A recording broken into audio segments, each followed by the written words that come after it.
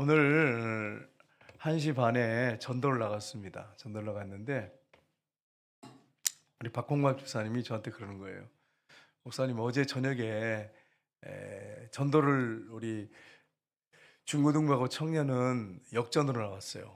2번 도로하고 그쪽으로 나가고 주일학교 애들은 또 멀어서 이 근방을 이렇게 전도를 했어요. 초콜릿을 이렇게 나눠줬는데 집사님이 메리 크리스마스 하면서 이렇게 이 초콜릿을 나눠주니까 대부분 다 기쁘게 받더래요. 그래서 오늘 이제 같이 나가면서 제가 그렇게 했어요. 안 믿는 분을 만나면서 메리 크리스마스 그러는데 안 믿는 사람들이 메리 크리스마스 이러는 거예요. 오, 이게 되는구나 이게.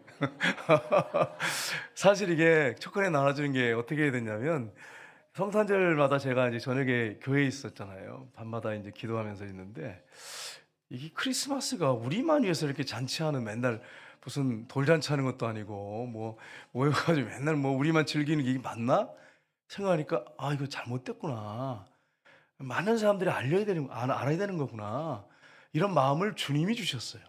그래가지고 몇 년째 지금 크리스마스 이브 때 저녁마다 역전에 가서 계속 찬양하고 초콜릿을 나눠주는데 상당히 호응들이 좋아요. 그래서 여러분 우리가 전도하기 가장 좋은 때가 크리스마스인 것 같아요. 안 믿는 사람도 메리 크리스마스 하면서 웃으면서 작은 거 나눠주면 기쁘게 받습니다. 이렇게 좋은 때를 우리가 놓쳐버린다면 어떡하겠어요, 1년 중에. 그래서 여러분이 이런 부분을 잘 생각하셔서 내년에는 더 많은 분들이 좀 참여해가지고 역전 전체를 그냥 다 완전히 덮어버리는, 우리 동네를 덮어버리는 그런 역사들이 있기를 주님의 이름으로 축복합니다. 예수님이 누구시냐 이렇게 질문하면 많은 사람들이 사실 안 믿는 사람 같은 경우에는 4대 성인 중에 한 사람입니다 이렇게 대답하고, 또 믿는 사람들 같은 경우에는 하나님의 아들이십니다 그 정도로 대답을 합니다. 그런데 베드로는 놀라운 고백을 했어요. 주는 그리스도시요 살아계신 하나님의 아들입니다. 그랬더니 주님이 네 정신이 아니다 이렇게 말씀하셨잖아요. 뭐라고 말씀하세요? 이것을 알게 하신 이는 네가 아니라 하늘에 계신 네 아버지시니라 이렇게 말씀했단 말은 네 정신이 아니란 말이에요. 네 정신이 아니고 하나님이 그런 마음을 주셔서 알게 한 거야 이렇게 말씀하셨죠. 근데 우리가 좀 더 예수님이 누구신가를 깊이 알려면 오늘 본문에 이사야가 말씀한, 성령의 감동으로 말씀한 내용을 보면 알 수가 있는데, 이사야는 예수님이 태어나기 700년 전에 선지자입니다. 그가 성령의 감동으로 예수님에 대해서 예언을 하는데 예수님이 어떤 분인지를 아주 정확하게 예언하고 있습니다. 예수님이 어떤 분이신지 누구신지를 우리가 살펴보기 원하는데, 하나님께서 우리에게 보내신 예수 그리스도는 누구십니까? 첫 번째는 놀라운 조언자이십니다. 기한 모사도 이렇게 표현되어 있는데, 오늘 말씀해 보면 6절 상반절이 이렇게 되어 있습니다. 같이 읽겠습니다. 이는 한 아이가 우리에게서 낳았고 한 아들을 우리에게 주신 바 되었는데 그의 어깨에는 정사를 메었고 그의 이름은 기묘자라 모사라 이렇게 되어 있습니다. 여기서 보시면 한 아이라 그랬습니다. 성탄절 맞이해서 예수님이 오셨는데 우리에게서 낳고 우리에게 낳고 아이가 낳았다는 거잖아요. 육신으로 오신 예수 그리스도를 보여줍니다. 우리에게서 낳았다. 육신으로 이 땅에 태어나신 하나님의 아들. 네, 한 아들을 우리에게 주신 바 되었는데 이건 신성이에요. 그러니까 인성과 신성을 다 표현해놓고 있습니다. 하나님의 아들이 이 땅에 인간의 아이로 태어날 거고 낳고 한 아들을 하나님의 아들이죠. 보내셨다는 거예요. 신성이죠. 그러니까 여기서 예수님은 인성과 신성을 가지신 분이신데 그분이 어떤 분입니까? 여기 보면 그의 어깨에 정사를 맸는데 그 이름은 기묘자라. 기묘자란 말은 뭐냐면 놀라울 만한 자, 우리의 이성과 상식을 초월하신 분, 그런 분이시다라고 하는 것입니다. 그렇습니다. 우리 예수님은 우리 인간의 생각이나 우리 인간의 한계를 초월하신 분이십니다. 그러니까 이게 우리가 노력으로 알 수 있는 분이 아니에요. 정말 성령님이 우리를 거듭나게 하시고 예수님이 어떤 분인지 알려줘야 제대로 알 수 있는 분이 바로 예수님이라고 하는 사실을 이사야가 분명하게 오늘 말씀을 하고 있습니다. 그리고 두 번째는 전능하신 하나님이십니다. 6절 하반절에 보시면 같이 읽겠습니다. 전능하신 하나님이라 영존하시는 아버지라 평강의 왕이라 할 것임이라. 아멘. 전능하신 하나님이란 말은 예수님은 무슨 말씀입니까? 불가능이 없는 분이시라는 거예요. 성부, 성자, 성령 삼위일체 하나님은 하나님이십니다. 성부도 하나님이시고 성자도 하나님이시고 성령도 하나님이십니다. 이 세 분이 하나님이세요. 세 분이 하나님이신데 삼위일체, 세 인격을 갖고 계시지만 하나세요. 본체가 하나세요. 그 삼위일체 하나님이세요. 그래서 여러분, 그 예수님을 우리가 알 때 그냥 인간 예수로만 생각하시면 안 돼요. 카톨릭에서 잘못하는 게 있는데, 그게 뭐냐면 카톨릭의 성당에 가면 항상 예수님이 어린아이로 이렇게 맨날 안겨있는, 마리아의 품에 안겨있는 그냥 젖이나 물고 있는 아이로 표현되어 있어요. 전혀 그렇지 않습니다. 성탄절로 예수님이 그렇게 오셨지만 그분은 하나님의 아들이세요.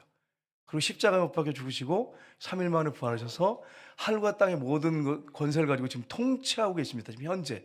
그런데 아이로 계속 놔두면 되겠어요? 안 맞는 거예요. 하늘과 땅의 모든 것을 가지고 지금도 통치하고 계신 분이십니다. 그분으로 우리가 알아야지, 마리아 품에 앉아가서 맨날 있는 아이로 생각해서 마리아 놓고 기도하고 마리아 놓고 빌고, 정말 비성경적이죠. 정말 잘못된 것입니다. 그래서 여러분, 우리가 이런 사실을 알고 그분은 전능하신 하나님이세요. 창세기 17장 1절에 보시면 같이 읽겠습니다. 아브라함이 99세 때에 여호와께서 아브라함에게 나타나 그에게 이르시되 나는 전능한 하나님이라 너는 내 앞에서 행하여 완전하라. 아멘. 하나님 아버지도 전능하신 하나님, 예수님도 전능하신 분이에요. 그분이 우리와 동행하십니다.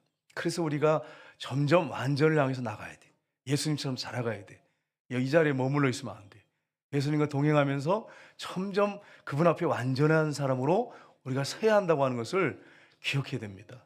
세 번째는 영존하신 아버지입니다. 우리가 읽어봤지만 영존하신 아버지라고 했을 때 예수님이 아버지세요? 네. 성부, 성자, 성령은 삼위일체 하나님이세요. 예수님에 대해서 뭐라고 말씀하냐면 히브리서 13장 8절을 보세요. 같이 읽겠습니다. 예수 그리스도는 어제나 오리나 영원토록 동일하신 분이에요. 아멘입니다. 그러니까 성부, 성자, 성령은 영원전부터 영원까지 동일하신 분이에요. 영원히 존재하신 분이에요. 이렇게 영원히 존재하시는 분이라고 생각할 때 예수님도 아버지신 거예요.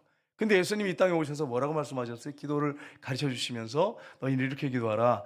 하늘에 계신 우리 아버지여 이름이 거룩히 여김을 받으시오며, 이렇게 기도하라고 했으니까 우리가 기도할 때 하나님을 아버지라고 부르면서 기도하는 거지, 엄밀히 본질로 들어가서 존재적인 면으로 볼 때는 예수님도 성부, 성자, 성령, 성자이신 예수님도 영원부터 영원까지 존재하시는 분이기 때문에 우리하고 나이가 비교가 안 되잖아요.